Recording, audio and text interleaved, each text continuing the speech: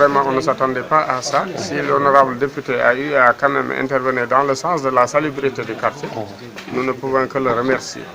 Et cela de manière vraiment très vive, parce que vraiment il vient encore une fois de plus montrer son engagement par rapport au développement du quartier.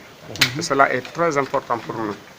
Voilà, donc nous ne pouvons que le féliciter. Vraiment, nous prendrons soin de ce matériel-là pour que notre quartier aussi, le cadre de vie, soit encore l'un des meilleurs de Kolda, voire de la région ou du département de Kolda. Aux petites maladies que nous pouvons éviter en gérant ce matériel-là et en travaillant dans le cadre de l'amélioration de nos conditions de vie, nous ne pouvons encore une fois de plus que saluer, remercier Honorable Sanakandé pour ce geste vraiment que nous saluons vraiment de manière, je ne sais pas moi, en tout cas, très positive. Hein?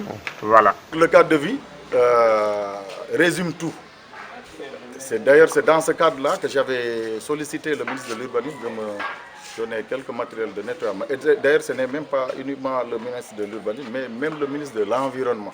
Ça, c'est le premier lot que j'ai eu à recevoir du ministre de l'Urbanisme, que je lui ai sollicité, parce que tout cela, c'est parti du lancement de la journée Clean Day du président de la République depuis un an, malheureusement qui a été stoppé par la pandémie que nous avons vécue.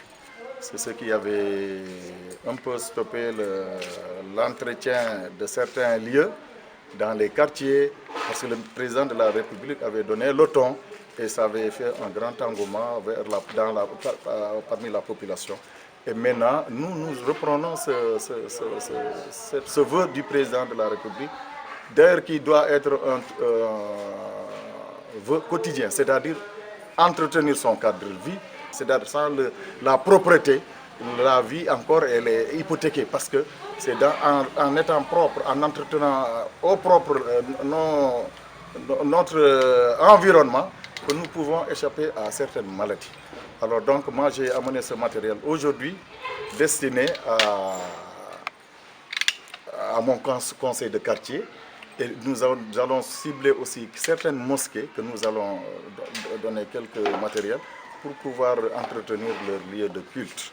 Je pense que ce lancement du président de la République doit être repris à la lettre, parce que quelle que soit la situation que nous vivons, c'est vrai qu'il y a eu la pandémie, il y avait la panique, parce que c'était une situation inédite que nous n'avons jamais vécue, et c'était un problème universel. Mais comme maintenant les esprits sont là, les gens ont repris goût à la vie, je pense qu'il faut encore reprendre toutes les activités que nous avions stoppées, allant dans le sens de l'entretien de notre environnement. Ça, c'est quelque chose de très important. Et moi, en tout cas, je suis dans ce sillage-là.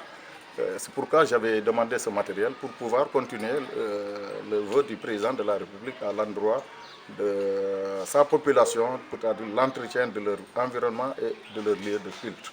En ce moment, c'est le grand branle-bas, mais on n'a pas encore reçu un mot d'ordre venant de notre formation politique.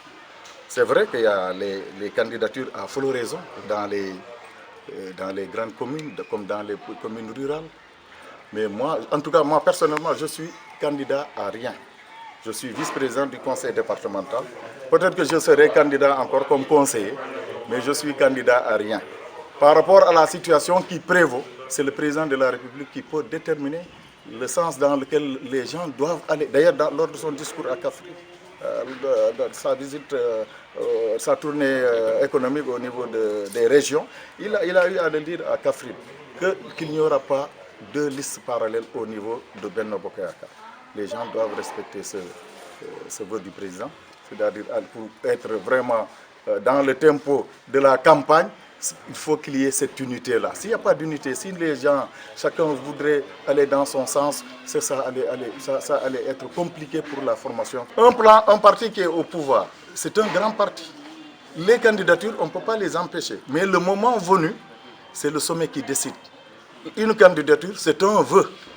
D'ailleurs, c'est très normal pour un homme politique qui a des ambitions pour sa localité.